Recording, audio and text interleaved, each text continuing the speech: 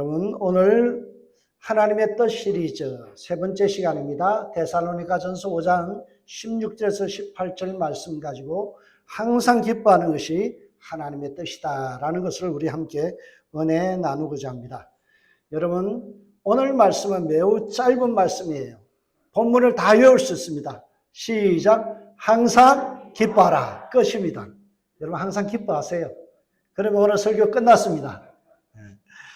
여러분, 레오나르도 다빈치라는 사람이 있습니다. 대단한 화가인데요. 그가 그렸던 유명한 작품들이 있죠. 최후의 만찬, 모나리자. 여러분, 모나리자, 눈썹이 없는 여자, 그 그림이 얼마인 줄 아세요? 10억 달러, 1조 3천억이에요. 그런데 그것도 모나리자는 이걸 프랑스에서는 판매 불가라고 했어요. 최후의 만찬은 얼마나 할까요? 이거는 값을 매길 수 없다. 그래서 이 작품에 대해서는 돈으로 계산할 수 없다는 거예요. 여러분, 모나리자 하나만 갖고 있어도 1조 3천억입니다. 이렇게 대단한 레오나르도 다빈치가 한 명언이 있습니다. 그게 뭔가 하면 단순함은 궁극의 정교합니다. 무슨 뜻일까요? 불필요한 것을 모두 걷어내고 남은 본질, 핵심만 완벽하게 드러내는 것이 가장 아름답고 정교하고 멋있다는 거예요. 여러분, 설교를 잘하는 사람은 굉장히 말이 깔끔해요. 그러니까 설교 못하는 사람들은요, 횡설수설합니다. 뭐가 많은 미사구를 하는데 알아들을 수가 없어요. 핵심이 없다는 거예요. 여러분, 우리에게 필요한 것은 뭔가 하면 핵심에 집중하는 거예요. 단순해지는 거예요. 그래야 대가가 될 수 있습니다. 신앙생활의 핵심이 뭘까요? 그것은 하나님의 뜻을 발견하고 그리고 하나님의 뜻대로 살아가는 것. 하나님의 선하시고 기뻐하시고 온전하신 뜻이 무엇인지 분별하고 살아가는 그것. 이것이 성도가 추구해야 될 단순함이에요. 다른 거 필요 없어요. 하나님의 뜻대로 살면 돼요. 주님 뜻대로 살기로 했네. 주님 뜻대로 살기로 했네. 뒤돌아서지 않겠네. 여러분, 이것이 우리 그리스도인들이 살아가야 될 단순함이에요. 하나님의 뜻에 집중해야 돼요. 마태복음 7장 21절에 이렇게 말씀하죠. 나더러 주여 주여 하는 자마다 다 천국에 들어갈 것이 아니요 다만 하늘에 계신 내 아버지의 뜻대로 행하는 자라야 들어가리라. 여러분, 하나님의 뜻대로 행하지 않는 것은 다 부도난 거예요. 하나님의 뜻대로 살지 않는 것은 전부 다 뭐예요? 무효 처리되는 거예요. 여러분, 열심히 달려갔는데 실격 그러면 끝나는 거예요. 1등으로 들어와도 실격 끝나는 거예요. 하나님의 뜻대로 살지 않고 일생을 살아가면요, 하나님이 딱 심판돼서 실격 그러는 거예요. 우리의 삶에 가치 있는 건 하나님의 뜻대로 사는 거예요. 그럼 하나님의 뜻대로 사는 게 뭐라고 그랬어요? 첫 번째, 예수를 보고 믿어 영생에 이르는 것. 가장 중요한 거는요, 우리 하나님의 뜻은 우리가 구원받는 거예요. 우리가 천국 백성 되는 거예요. 이거보다 더 앞서는 뜻은 없어요. 우리가 추구해야 될 첫 번째 뜻이 뭐라고요?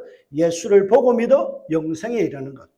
그 영생 얻은 사람들 속에는 뭐가 일어나요? 거룩하신 하나님의 그 모습이 그대로 드러나는 거예요. 그래서 두 번째 뜻은 하나님의 뜻은 이것이니 곧 너희의 거룩함이라. 음란을 버리고 하면서 가정에서 거룩해야 되고 또 세상에서 형제의 권리를 인정하면서 거룩해라. 지난주 말씀을 전했어요. 여러분, 우리가 거룩한 삶의 한 부분이 뭔가 하면 바로 핵심 내용이 뭔가 하면 기뻐하는 거예요. 거룩한 사람은 어떻게 한다고요? 항상 기뻐하는 삶이다 라는 거예요. 그러면 우리가 잘 아는 히브리서 1장 9절 보세요. 주께서 정의를 사랑하시고 불법을 미워하셨습니다. 그러므로 하나님 곧 주님의 하나님께서는 예수님께 즐거움의 기름을 부으셔서 주님의 동료들 위에 높이 올리셨습니다. 이렇게 말씀하죠. 하나님이 독생자 예수에게 주신 게 뭐라고요? 즐거움의 기름을 부어주셨다. 기쁨을 주셨다는 거예요. 여러분, 우리 신앙생활하면서 자꾸 십자가 묵상하면서 우울해져요.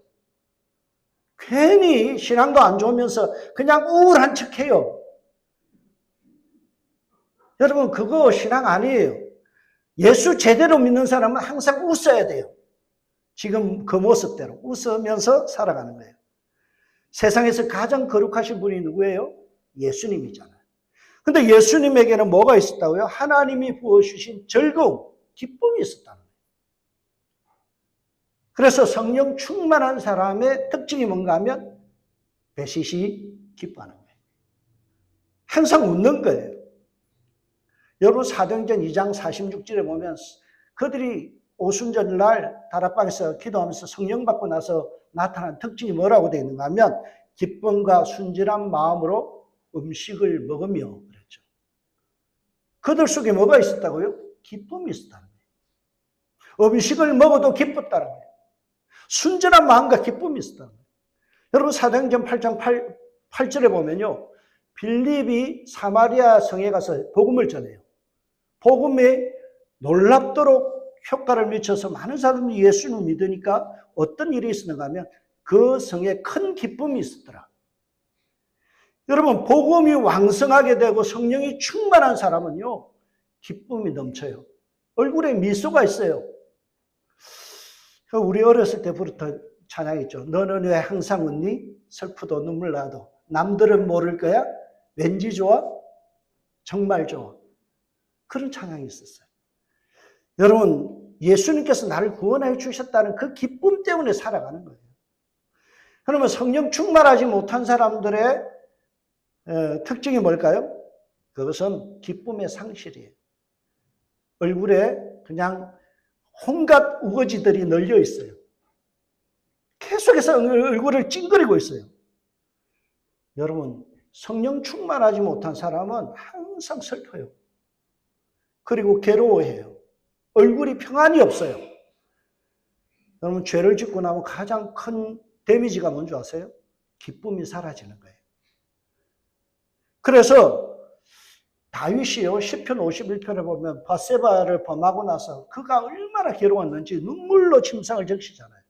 그리고 나서 하는 기도가 뭐예요? 주의 구원의 즐거움을 내게 회복시켜 주시고 자발적인 심령을 부어주사 나를 붙드소서. 여러분, 다윗이 하나님 앞에 기도한 내용이 뭐예요? 너무 괴롭습니다. 나에게 기쁨을 주세요. 내가 구원의 즐거움, 하나님 나를 구원해 주셨다는 이 감격과 기쁨 때문에 살아갈 수 있는 힘을 주세요. 그걸 기도했어요. 우리가 살아가면서 여러분들을 판단할 수 있는 좋은 신앙을 판단할 수 있는 상태를 판단할 수 있는 기준이 있어요. 얼굴을 보면 알아요. 기쁨이 있는 사람, 성령 충만한 사람이에요. 기쁨이 없는 사람, 죄송하지만 악령 충만한 거예요. 사단이 하는 짓이 뭐예요? 우리를 근심케 하고 우리로 하여금 슬픔에 빠지게 합니다. 여러분, 20세기에 미국 개혁주의 신학교 장로교를 이끌었던 R.C. 스프롤이라는 분이 있습니다. 이분이 대단한 하나님의 거룩에 대해서만큼은 탁월한 분이에요. 여러 권의 책을 썼습니다. R.C. 스프롤이 하나님의 거룩하심이라는 책을 썼어요. 이 책에 보면 한 줄로 요약하면 이래요. 우리 시대의 기독교의 회복을 위해 절실히 필요한 것이 있다면 그것은 바로 하나님의 거룩하심에 대한 올바른 인식이다. 하나님이 거룩하다라는 말을 갖다가 우리가 제대로 이해해야 된다는 거예요. 그러면서 하나님의 거룩하심에 대해서 이렇게 이야기합니다. 챕터 9에 보면 하나님의 거룩하심을 아는 것은 지루하거나 삭막한 일이 아니다. 그것은 피조물이 경험할 수 있는 가장 가슴 뛰고 영광스러우며 참된 기쁨으로 가득 찬 경험이다. 여러분, 하나님의 거룩을 맛보면 우리 안에 뭐가 뛴다고요? 가슴이 뛰고 참된 기쁨으로 가득 찬 그러한 기쁨을 만끽하는 삶이 된다는 거예요. 하나님의 거룩하심을 맛본 사람은요, 당연히 기뻐할 수밖에 없어요. 거룩하신 하나님의 특징이 뭘까요? 하나님의 거룩하심, 하나님이라는 분을 딱 만나면 왠지 기뻐요.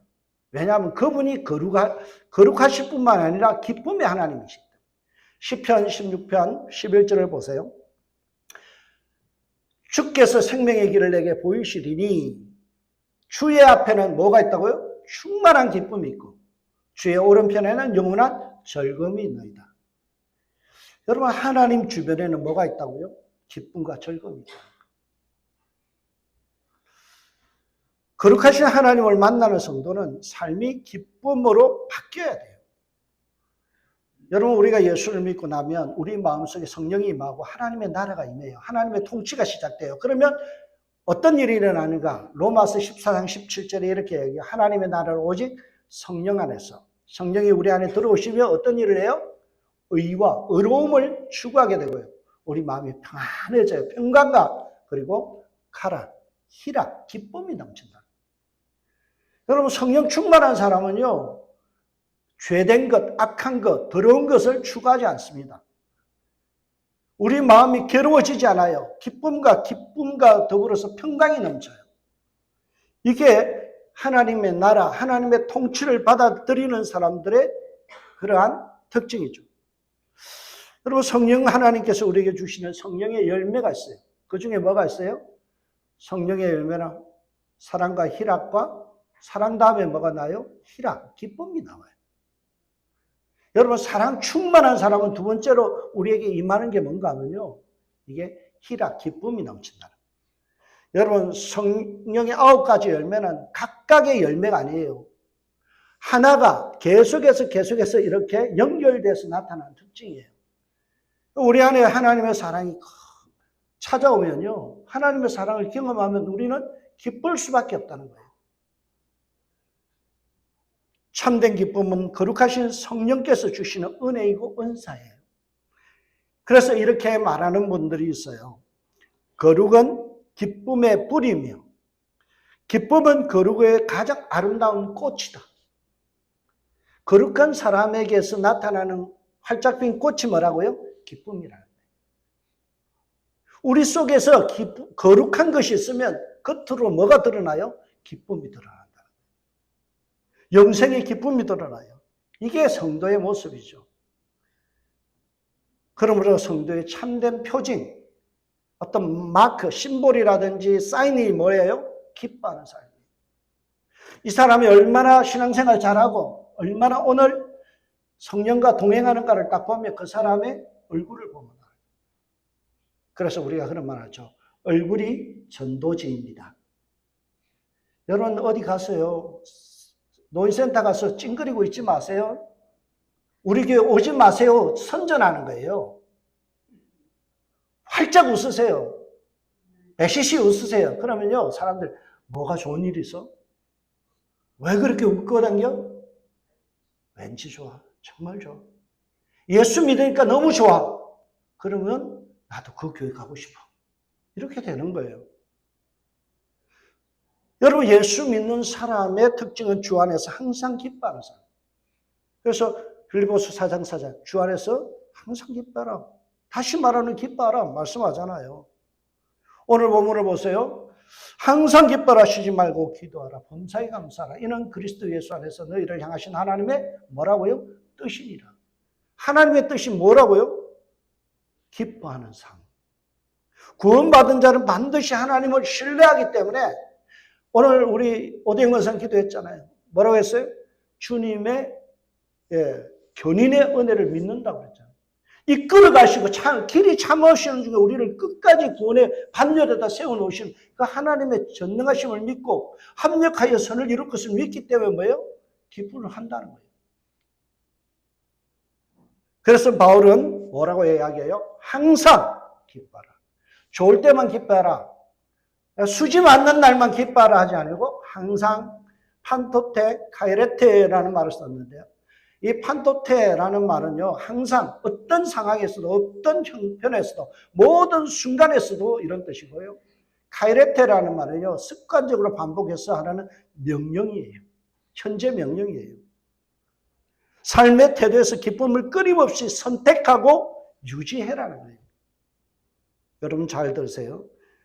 여러분 잘 들으세요. 삶의 태도에서 기쁨을 뭐 하라고요? 선택하고 유지하라. 이게 믿음이에요. 선택하고 유지하라는 거예요.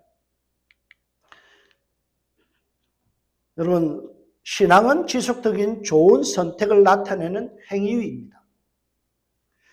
세들백 교회라고 유명한 미국의 교회가 있습니다. 거기에 보면 릭 워렌 목사님이 있는데, 릭 워렌은 아닌데 와이프인 케이 워렌을 잘 모릅니다. 케이 워렌이라는 분이 쓴 책이 바로 행복보다 기쁨을 선택하라는 거예요. 해피니스, 어떤 어떤 일이 일어나서 기쁜 것이 아니라 하나님이 주시는 joy, 주님 안에서 누리는 joy, 이 기쁨을 선택하라는 거예요. 여러분, 케이 워렌이요, 참 고통을 받은 사람.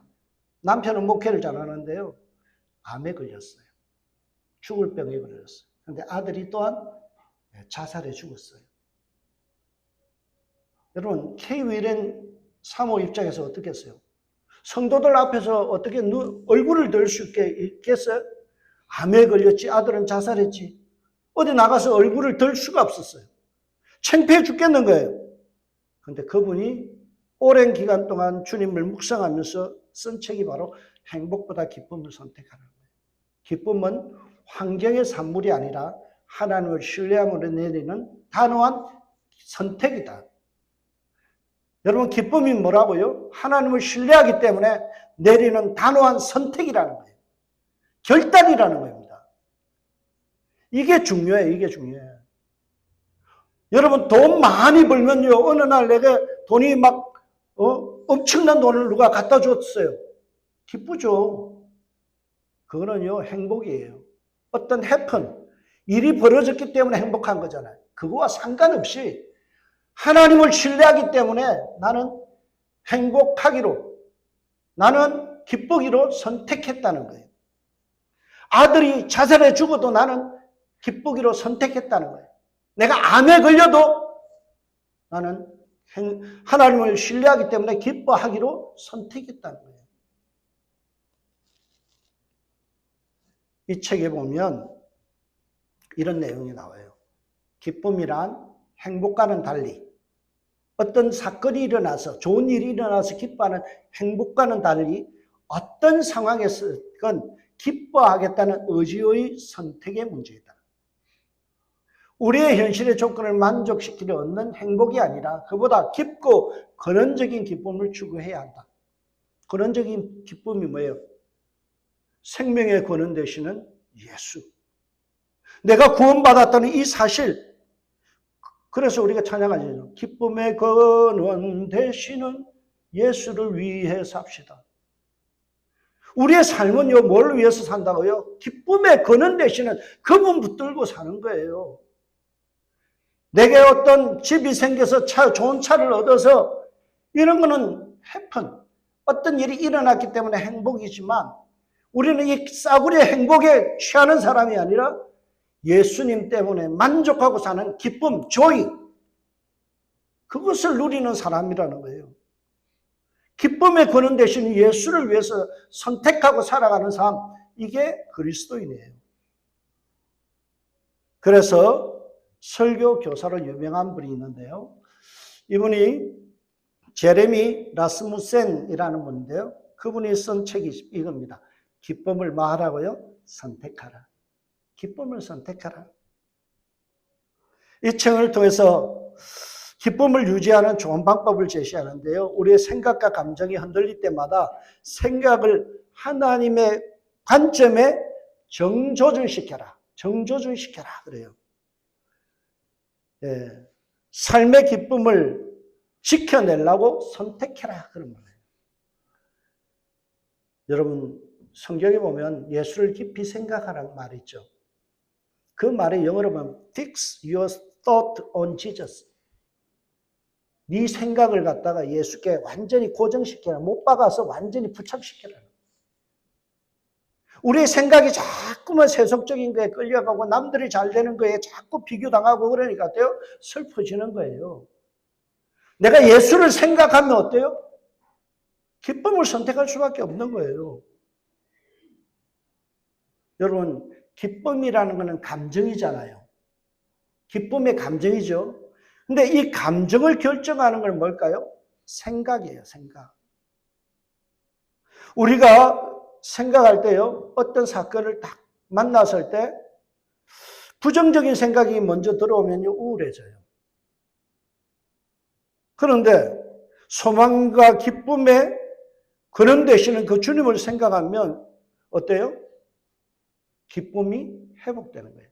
찬송 가사가 있겠죠.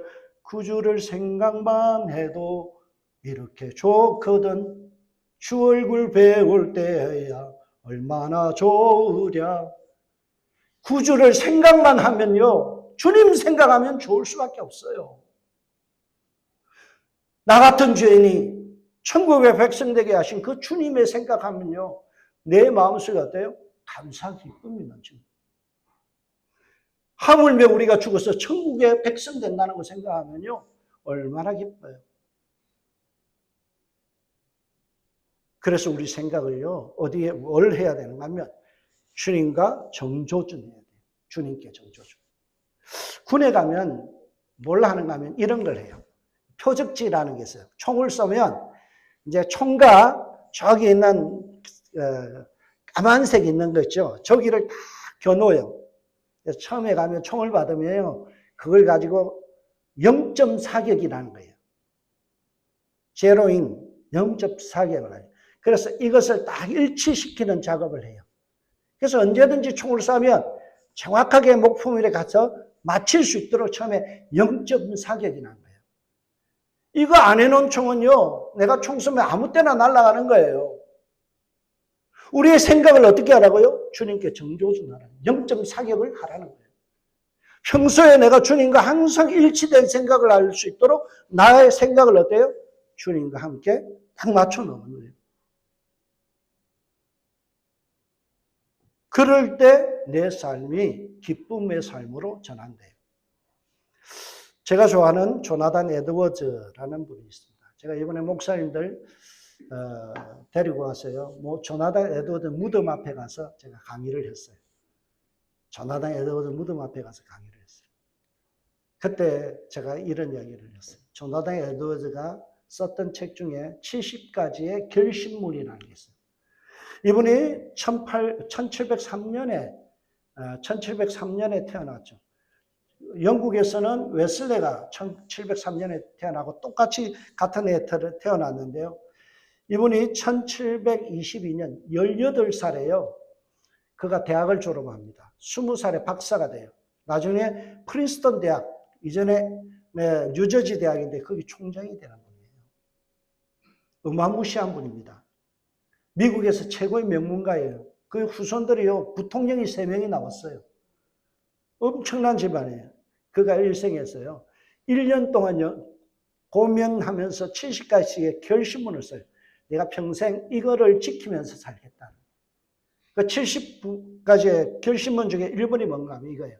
전생에 동안 하나님의 영광과 나 자신의 행복과 유익과 기쁨의 최상의 도움이 되는 것이면 무엇이든지 하자. 여러분, 이 말을 갖다가 딱 한마디로 주님이 이런 거예요. 내가 행복해지고 내가 기쁨의 삶을 누릴 수 있는 거는 뭐든지 하자. 달리 말하면요, 내 인생에 있어서 하나님이 주신 모든 것을 차족하면서 살아가고 만족하면서 살아가는 인생이 되겠다. 여러분, 좋은 것만 내게 오나요? 그러나 좋은 것이 안 와도 어때요? 기쁨의 근거로 삼고 살아가는 거예요. 이것이 하나님 보시기에 좋은 삶이에요. 괴로워도 슬퍼도 나는 안 울어. 노래도 있잖아요. 여러분, 우리가 항상 주님을 신뢰하기 때문에 내게 주어진 모든 것을 감사함으로 받으면 버릴 것이 없는 거예요. 그래서 우리는 기뻐할 수 있는 거죠. 하나님이 기뻐하는 삶이 뭐예요? 솔로몬이라는 사람이 이렇게 얘기해요. 사람이 하나님의 주신 바 그 일평생에 먹고 마시며 해 아래 수고하는 모든 수고 중에서 낙을 누리며, 그렇죠? 선한 것을, 선하고 아름다운 것을 내게 보았나니 이것이 그의 분복이라. 분복이 뭐예요? 복이라는 거예요. 분깃. 우리에게 주신 하나님의 축복, 선물, 이게 뭐라고요? 낙을 누리는 것. 기쁨과 즐거움을 누리며 살아가는 거예요. 하나님이 우리에게 처음에 인간에게 주신 땅이 뭐예요? 에덴이에요. 에덴의 뜻은요, 기쁨의 동산 그런 거예요. 우리의 출발은 어디에서 시작됐어요? 기쁨에서부터 시작된 거예요. 우리의 본향은 어디라고요? 기쁨의 땅이에요. 새 에덴이 뭐예요? 천국이 뭐예요? 기쁨이 가득한 곳이에요. 우리가 슬퍼한다는 것은요, 이것은 그리스도인답지 않은 거예요. 제가 또 좋아하는 분이 있어요. 누군가 하면 기독교 희락주의 기쁨의 신학자였던 존 파이퍼라는 사람이에요. 그분이 하나님을 기뻐하라, 하나님을 기뻐하라는 책을 줬어요. 이 책에 보면 내가 하나님 안에서 가장 크게 만족할 때 하나님은 나를 통하여 가장 큰 영광을 받으신다. 그런 말을 해요. 여러분, 하나님이 언제 가장 기뻐하시는 줄 아세요? 언제 만족하시고 행복해 하신다고요? 내가 기뻐할 때. 하나님이 영광을 받으신대요. 이거는 여러분, 자녀를 키워본 사람이면 다 알잖아요. 부모가 가장 기쁠 때가 언제예요? 자녀들이 어떤 부분에서든 기뻐하고 만족하는 삶이에요. 아무리 좋은 것을 줘도요, 짜증 부리고 신경질 부리는 아들 보면요, 어때요? 세상 말로 패 죽이고 싶어요. 그러나 뭐든지 기뻐하고 주는 것마다 감사하고 기뻐하면 어때요? 너무 예뻐 보여요. 여러분, 주님의 전에 와서 예배 드리는데 얼굴 찡그리고 있으면요, 어때요? 하나님 마음 아프십니다. 찬양 부를 때 기뻐하면서 찬양하는 사람 얼굴 보면 하나님 만족하시는 거예요. 하나님 영광 받으시는 거예요. 그럼에도 불구하고 오늘날 그리스도인들이요, 그런 기쁨을 누리지를 못해요. 왜 그럴까? 왜 기쁨을 잃어버렸을까요? 그것은 기쁨의 근원 대신 하나님을 찾기보다는 뭘 찾아요? 성취나 소유의 기쁨의 근원을 삼기 때문에. 우리가 joy 대신에 happiness, 행복을 찾기 때문에. 기쁨의 근원 대신에 하나님을 찾기보다는요, 뭔가 소유하고 성취하고 이런 만족감을 찾으려고 그러니까 어때요? 안 되는 거예요. 여러분, 갑돌이와 갑순이가 사랑을 했는데 왜 결혼을 못한 줄 아세요? 서로 갑질하다가, 갑돌이와 갑순이라서. 왜? 자기가 다 공주인 줄 알아요. 자기가 다 왕자인 줄 알아요. 그러니까 어때요? 만족감이 없는 거예요. 우리 성도들도 마찬가지예요. 교회 와서 갑질하려고 그래요. 내가 뭐든지 존중받아야 돼요. 내가 사랑받을 존재라고 생각해요. 내가 남들보다 뛰어난다고 생각해요. 그러니까 어때요? 비교하고 하다 보니까 감정이 자꾸 그걸 인정해주면, 안 해주면 어때요? 섭섭해지고 그런 거죠. 우리는요, 기쁨의 근원 대신 주님 보고 신앙생활 하는 겁니다. 남이 나를 뭐라 그러든, 남이 나를 어떻게 취급하든, 그거 상관없이 주님 보고 사는 거예요. 그게 신앙생활입니다. 조나단 에드워드가 쓴 신앙 감정론이라는 책이 있습니다. 이 책이 그가 쓴 최고의 탁월한 책이죠. Religious Affection이라는 책인데요. 그 속에 보면 가짜 감정과 진짜 감정을 이야기해요. 우리 그리스도인들이 가짜 감정에 쏘가 넘어진다는 거예요. 가짜 기분에 쏘가지는 거예요. 가짜 감정을 넘어서는 진짜 감정을 누려야 된다.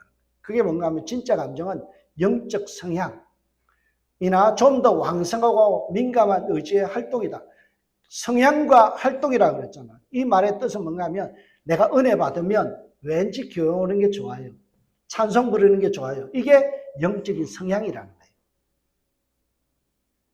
그리고 민감의 의지의 활동이라는 건요, 내가 주님의 은혜를 받고 나니까 사랑하고 싶은 거예요. 용서하고 싶은 거예요. 이게 의지의 활동이에요. 이게 진짜 감정이라는 거예요.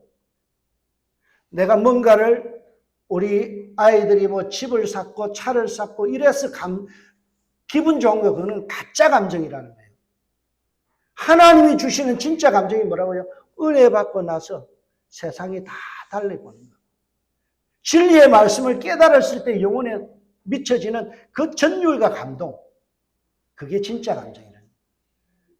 저는 고등학교 시절에, 중학교 시절에 그런 감정을 느꼈어요. 제가 자주 가는 데가 경남에 가면 양산에 감림산 기도원이라고 있어요. 옛날에 그 기도원은요, 지금은 굉장히 현대식이지만 거기는 굉장히 산골이에요. 걸어서 1시간 정도 올라가요. 올라와서 기도를 하는데 겨울에 형들하고 수련회 가서 기도하면요, 눈이 팍 내려요. 바위에서 엎드려서 기도했어요. 1시간, 2시간을 기도하고요. 딱 일어섰는데 세상이 너무 아름다운 거예요. 세상이 너무 아름다운 거예요. 그걸 뭐라고요? 진짜 감정. 은혜 받은 감정이라는 거예요. 이게 진짜 우리 그리스도인이 느껴야 될 감정이에요. 돈 좀 잃으면 얼굴이 찌그러지고, 뭔가 병이 내게 찾아오면 막 그냥 신경질 부리고, 이거는 그리스도인들이 누려야 될 감정이 아니라는 거예요. 우리의 진짜 감정이요, 하나님 안에서 누리는 그 기쁨의 감정이에요. 누가복음 10장 20절에 보면 어떤 내용이 나는가 하면 70명의 제자들이 전도하러 나갔어요. 그랬더니 복음을 전했더니 귀신이 막 도망가고 난리가 난 거예요. 그래서 제자들이 주님 앞에 와서 보고를 합니다. 주님, 예수님, 내가 복음 전했는데요, 놀라운 일이 일어났어요. 귀신이 도망을 가고요, 아마 병자들이 고침을 받고 난리가 났어요. 그러니까 주님께서 뭐라고 이야기해요? 그러나 귀신들이 너에게 항복하는 것으로 기뻐하지 말고 너의 이름이 하늘에 기록된 것으로 기뻐라 하시리라. 무슨 말이에요? 존재의 기쁨. 네가 구원받았다, 천국 백성 되었다는 이 존재, 그걸로 인해서 기뻐하라는 거예요. 여러분, 사단이 처음에 공격한 게 뭐예요? 먹음직하고 보암직하고 탐스러운 뭐예요? 선악과로 유혹한 거예요. 너 이거 가져봐. 이거 좋은 거야. 소유하고 뭔가를 맛있는 거, 먹음직하고 보암직하고 탐스러운 거, 그거 쫓아가다가 죄진 거예요. 사단이 예수님께 40일 금식 기도할 때 뭘 가지고 했어요? 먹음직하고 보암직하고 탐스럽게 할 만한 거잖아. 온 우주의 영광 보여주고 여기에 나 앞에 절해라 그러잖아요. 그러면 너에게 다 준다는 거예요. 우리 같으면 넙죽 절해버리죠. 근데 예수님 뭐라고 해요? 사탄아 물러가라. 여러분, 우리가 누려야 될 것은요, 너희 이름이 하늘에 기록된 것으로 인해서 기뻐하는 거예요. 여러분, 이 타이네코 같은데 침몰하고 있을 때 가장 행복한 사람 누굴까요? 구명정에 올라탄 사람. 아무리 금목걸이 하고요, 호주머니에 대단한 수억 달러의 돈을 갖고 있어도 물에 빠지는 사람 보면서 어떤 마음이 들까요? 나는 행복하다. 지옥 가는 사람 쳐다보면서 우리가 천국의 백성 되었다는 거 생각하면요, 어때요? 행복한 거예요. 그래서 우리 그리스도인의 행복은요, 환경의 문제가 아니에요. 존재의 문제예요. 내가 하나님의 백성이다는 이 정체성, 이거 있으면요, 꿀리지 않는 거예요. 그래서 바울이 성도들이 기쁨을 유지하는 비결로 4장 4절, 빌립보서 4장 4절, 주 안에서 항상 기뻐라, 내가 다시 말하니 기뻐라. 여러분, 핵심 포인트가 있어요. 주 안에서 항상 기뻐라. 항상 기뻐할 수 있는 이유가 뭐예요? 주 안에 있을 때. 주님 밖에 있으면요, 내 생각이 주님과 동행하지 않고 주님과 일치 안 하면 어때요? 늘 근심걱정이에요. 주 안에 있을 때 우리는 기쁨을 찾을 수 있죠. 기쁨의 출처는 오직 성삼위 하나님밖에 없어요. 주 안에 있는 나에게 딴 근심이 있으랴.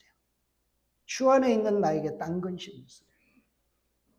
여러분, 주 안에 있으면 우리의 근심 걱정은 다 사라지는 거예요.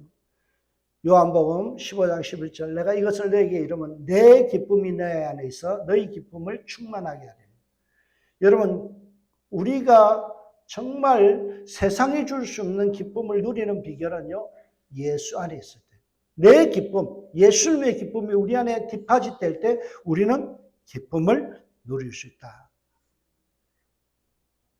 그래서 어거스틴이 고백록에서 이런 말을 합니다. 오 주님, 주님께서 우리를 지으셨으므로 우리 마음이 주 안에서 쉬기까지 안식이 없습니다. 우리가 예수 안에 완전히 들어가지 않으면요, 우리 마음은 쉼이 없어요. 안식이 없어요. 기쁨이 없어요. 그래서 여러분이 살아가면서 슬픈 일이 오잖아요. 그러면 뭘 점검해야 될까요? 내 생각이 예수 안에 있는가? 내 생각이 예수님과 동행하는가? 내 생각이 예수님과 일치하는가? 이거 생각해 보면요, 아주 답은 간단해져요. 우리는 주님이 지으셨기 때문에 주님 안에 있을 때만 쉼을 얻을 수 있어요. 성도가 하나님 안에 있을 때, 또 하나님께 내 생각과 초점이 맞을 때 우리는 기쁨을 누릴 수 있어요. 이 기쁨을 누렸던 유명한 사람이 있죠. 하박국 선지자. 그가 뭐라 그래요? 내게 아무것도 없을지라도 내가 여호와를 인하여 절구하며 나의 구원의 하나님을 인하여 기뻐하리로다. 여러분, 내게 무화과 나무 잎이 마르고 감람나무에 열매가 없고 소출이 없고 아무것도 없을지라도 뭐라고요? 내가 여호와로 인하여 절구하며 나의 구원의 하나님을 인하여 기뻐하리로다.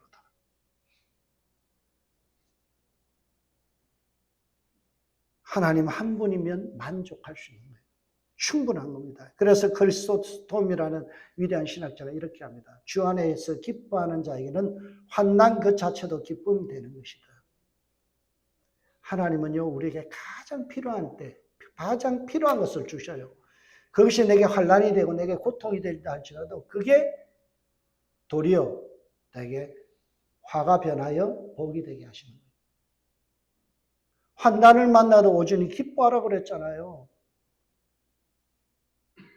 네가 고난을 받아도 기뻐하라는 거예요. 왜요? 그것이 하나님의 뜻이기 때문에. 내가 고통스러워도 하나님의 뜻이면 그게 충분한 거예요. 그게 은혜예요. 이번 주 목사님들 모여서 저보고 그래요. 목사님 못하는 게 뭐 있어요? 제가 강의를 하죠.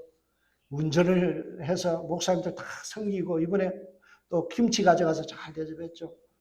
그러니까 목사님들이 목사님 못하는 게 뭐 있어요? 그래서 제가 그랬어요. 제가요, 몸이 약해요. 제 몸이 약해서요, 활동을 많이 하면 지쳐요. 기가 빨려요. 그래서 조용히 앉아서 책 읽습니다. 제가 책을 읽으니까 강의가 나오는 거예요. 그게 은혜잖아요. 제가 우리 연정태 목사님 같이 몸이 건강하면요, 온데 돌아다니면서 에너지 다 쓸 거예요. 운동 잘하죠. 그러면 안 되잖아요. 제게 몸 약한 것도 은혜된 거예요. 그래서 저는 사람 만나면 기가 빨려요. 지쳐요. 제가 최고 행복한 시간은 언제인 줄 알아요? 혼자서 제 방에서 조용히 있을 때. 그때가 가장 행복해요. 성경 읽고 말씀 읽고 책 보는 시간이 그보다 기쁘고 즐거운 데가 없어요. 연약해도 그것이 은혜가 돼요. 여러분, 주님 안에서 기뻐하는 자 되시길 주님으로 축복합니다. 여러분, 정말 기뻐하는 대표적인 분이 예수님이세요. 누가복음 10장 21절. 이에 예수께서 성령으로 뭐 하셨다고요? 기뻐하사. 여러분, 성령 충만함의 표현이 뭐로 나타났어요? 기쁨으로 나타났어요. 그래서 저는 이 사진을 하나 소개합니다. 여러분, 이 사진 보신 적 있죠? 예, 호탕하게 웃으시는 예수님. 이게 원래 그 캐나다에 1973년 윌리스 휘틀리라는 사람이 해방자 예수라는 이 작품을 만들었어요. 근데 여기에 감동을 받았던 랄프 코작이라는 사람이 1976년에 웃으시는 예수님이라는 이 작품을 만들어서 지금 에즈베리 신학교에 가면 채플실에 걸려 있어요.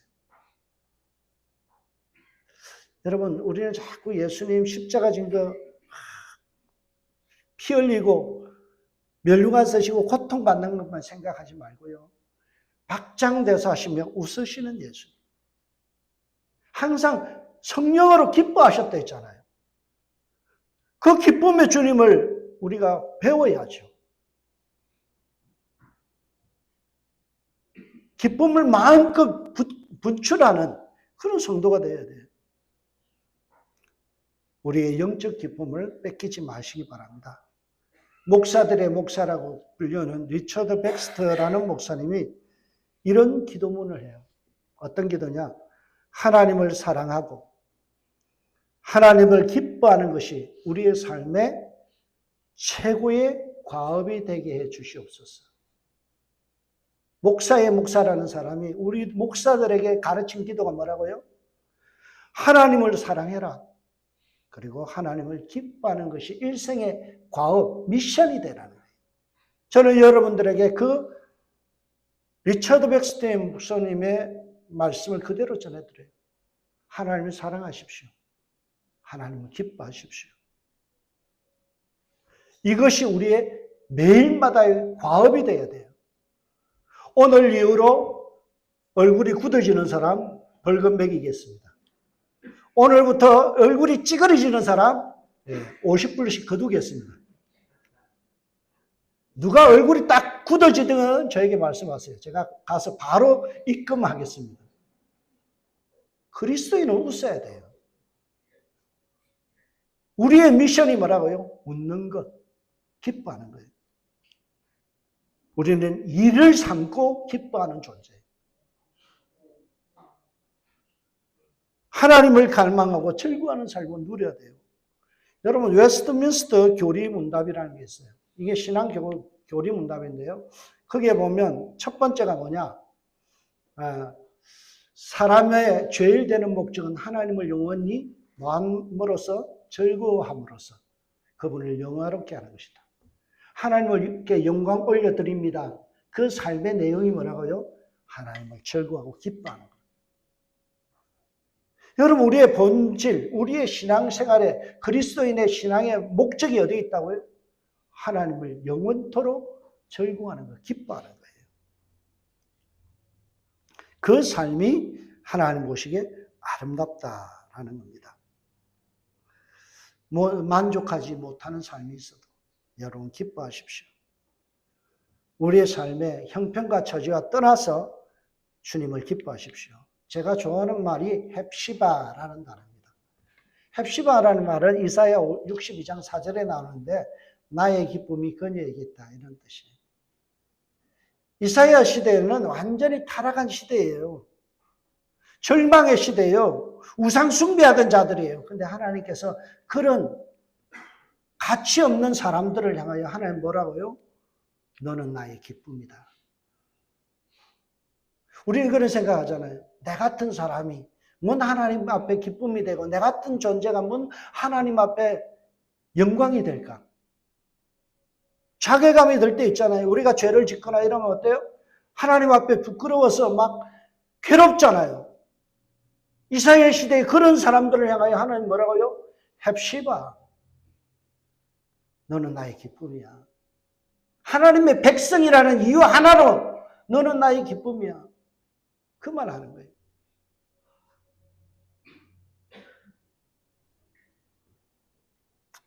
여러분, 느헤미야 8장에 보면요, 여호와를 기뻐하는 것이 저희의 힘이니라. 하나님 기뻐하세요. 하나님은 나라는 존재만으로도 기뻐하세요. 내가 못나도 기뻐하세요. 내가 병약해도 기뻐하세요. 어떤 형편에 있던 주님은 나를 기뻐하세요. 그래서 스바냐 3장 17절 그가 너로 인하여 기쁨을 이기지 못하게 하시며 너를 잠잠히 사랑하시며 즐거이 부르며 기뻐하시리로다. 여러분, 여러분들이 헌신 못해도 주님은 기뻐하세요. 나이가 많아도 주님은 기뻐하세요. 어떤 모습이라도 하나님의 백성이면 하나님은 기뻐하시는 거예요. 내 자녀라는 이유 하나만으로 주님은 기뻐하세요. 여러분, 그런 존재예요. 그래서 당연히 기쁨을 누릴 자격이 있습니다. 팀 한셀이라는 지은 책이 있습니다. 이 책에 보면 이런 말을 해요. 고통은 피할 수 없다. 그러나 불행하게 살 것인가는 선택할 수 있다. 고통은 막을 수 없지만 하나님이 주시는 기쁨은 그 누구도 막을 수 없다. 뭘 이야기합니까? 선택이라는 거, 선택. 하나님의 백성, 나는 하나님이 기뻐하는 사람이다. 하나님이 영광 받으시는 사람이다. 이거 생각하면요, 내 하는 삶이 기쁠 수 있다는 거예요. 내가 없어도, 헌금 못해도 하나님 기뻐하세요. 충성하지 못해도 하나님 기뻐하세요. 내 자녀이니까. 그러니까 나는 뭘 해야 된다고요? 기뻐하기로 선택해야 되는 거예요. 제가 여러분들에게 이런 말을 씁니다. 성도의 품격, 디그니티라는 말이죠. 이 말은요, 일본 말로는 가오. 전 목사 가오가 있어요. 체면이 있고요. 뭔가 폼 난다는 거예요. 제가 늘 하는 말 있잖아요. 목사가 돈이 없지 가오가 없나. 품격이 있어야죠. 그리스도의 품격이 어디에 있어요? 어떤 일을 만나도 기뻐하고 즐거워하는 거예요. 그래서 제가 이 말을 전합니다. 군자 탕탕탕, 소인 장척척. 여러분, 군자 탕탕탕이라는 말은요, 군자는 마음이 평안하고 늘 여유가 있다는 말이고, 소인은 어떻다고요? 늘 근심하고 걱정에 쌓여서 초조해한다는 거예요. 우리 그리스도의 품격이 어디에 있어요? 항상 기뻐하는 데 있어요. 하나님의 자녀라는 이유만으로, 하나님이 나를 천국 백성 삼으셨다는 이유만으로 얼굴 펴보다는 거예요.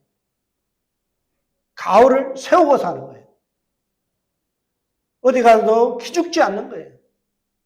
어디 가도 웃으면서 대하는 여유가 있는 거예요. 여러분, 이 한 주간 그렇게 살아내실 주의 이름으로 축복합니다. 얼굴 찌푸리는 사람 벌금 매기겠습니다. 오늘 이후로 늘 웃으십시오. 행복한 그리스도인으로 살아가십시오. 믿음으로 하나님을 생각함으로 여유를 가지고 주님이 주시는 기쁨 안에서 남은 생애를 아름답게 살아가는, 행복하게 살아가고 멋지게 살아가는 저와 여러분들 되시길 주님을 축복합니다. 기도하겠습니다. 하나님, 오늘도 귀한 말씀 함께 나누었습니다. 항상 기뻐하는 것이 하나님의 뜻인 줄 믿습니다. 거룩한 삶의 한 부분인 이 기뻐하는 삶을 우리가 유지하게 하여 주옵소서, 선택하게 하여 주옵소서. 감사하고 예수님의 이름으로 기도합니다. 아멘.